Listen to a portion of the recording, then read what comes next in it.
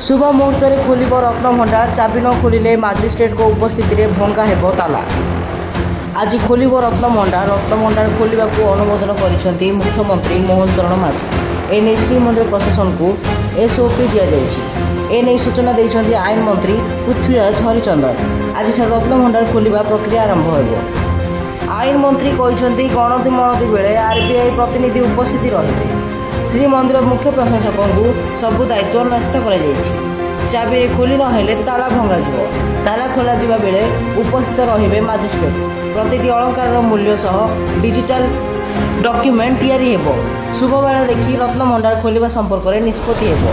दिन 1 ରୁ 1:30 मध्य खोली पारे रत्नभंडार। मरामती और गणति मणति विवाद कार्य स्वच्छता विभिन्न कमिटी गठन। महाप्रभु दर्शन और नीतिकांति कौन प्रभाव पड़ोनी बोली आईन मंत्री। ब्यूरो रिपोर्ट जागरण 24 न्यूज।